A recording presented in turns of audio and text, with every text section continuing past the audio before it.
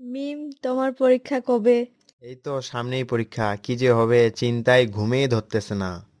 বেশি টেনশন নিও না, ভালোই পরীক্ষা হবে। ভালো হইলেই তো ভালো, দেখা যাক কি হয়। ওই দেখো দেখো, আমি 10 টাকা কুড়ে পেয়েছি। চলো তাহলে চিপস কিনে ভাগ করে খাই। ইস, পাগল নাকি যে তোমাকে ভাগ দিব? টাকা কুড়িয়ে পেতে ভাগ্য লাগে, ভাগ্য। জানো, সবাই তা পায় না।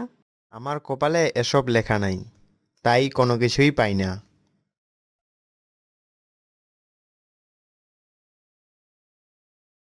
এই যে দেখো, বলতে বলতেই 500 টাকা পেলাম।